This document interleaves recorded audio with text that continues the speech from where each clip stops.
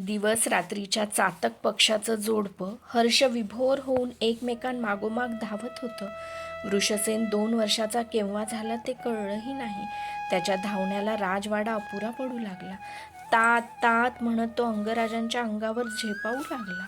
ते त्याला पटकन उचलून घेत आणि त्याच्या मस्तकाचं दीर्घ अवघ्राण करीत त्याच्या पुष्टतंडावर बसून तो आपल्या टपोऱ्या डोळ्यांनी त्यांच्या कानातील लयीत डोलणाऱ्या कुंडलांकडे टकमक पाही. क्षणात त्यांच्या मनात काय येई कोण जाणे, पण दोन्ही हातांनी जवळचे कुंडलं चाचपून तो म्हणे, ता ता ता. माझ्याकडे पाहत ते त्याला म्हणत, वृषू, तुला ही कुंडलं आवडली आहेत, पण मी तुला देणार नाही. दुरून पर्वत साजरे असतात राजा. यासाठी काय काय मनस्ताप सहन केलाय मी, हे तुला कसं सांगू.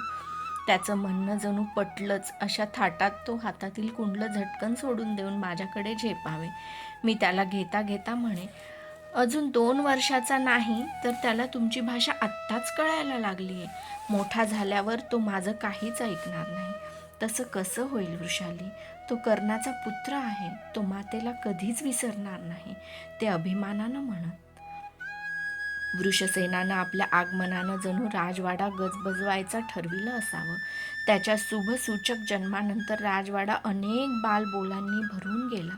वृषसेन 2 वर्षाचा झाला नाही तोच महाराणी भानुमतींनाही पुत्र झाला. त्याचं नाव लक्ष्मण ठेवण्यात आलं.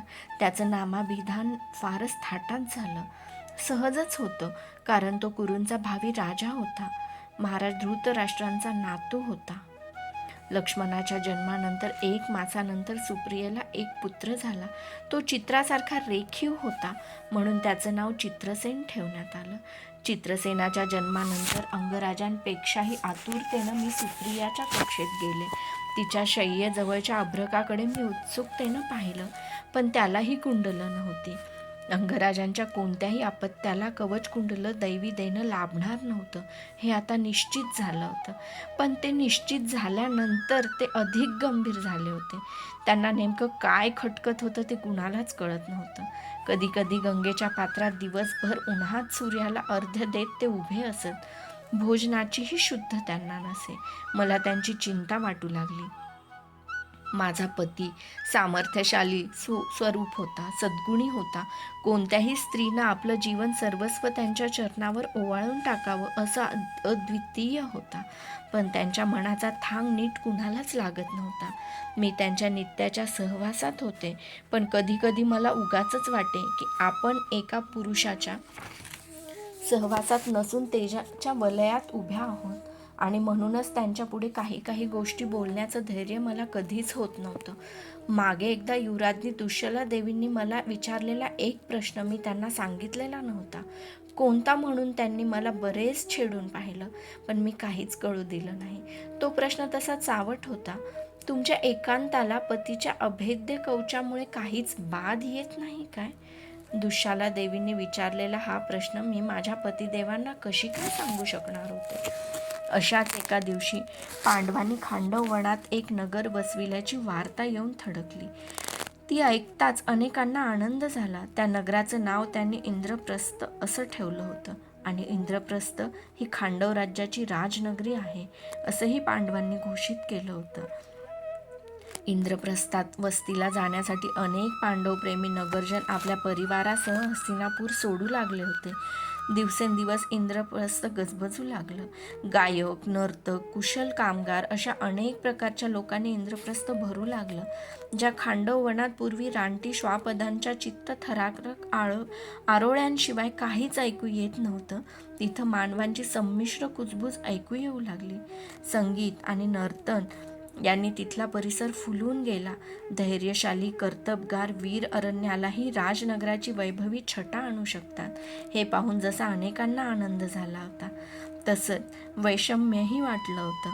हस्तिनापुरात तर सरळ सरळ दवंडी पिटविण्यात आली की जो कोणी इंद्रप्रस्थात जाईल त्याची शेती, धन, संपत्ती सर्वच त्याच्या अनुपस्थितीत कुरूंच्या राजदंडाच्या अधिकारात येईल. कौरव आणि पांडव ही सरळ सरळ 2 स्वतंत्र राज्य वाटावीत असं वातावरण तयार होऊ लागलं. जे घडू नये ते घडत होतं. मत्सराची अभ्र दोन्ही राज्यातील राजनगराभोवती दाटत होती. पांडवांचा राज्याचा सरळ योग्य राज्यभाग दिला गेला असता तर बरं झालं असतं, असं अनेकांचं स्पष्ट मत दृढ होत होतं.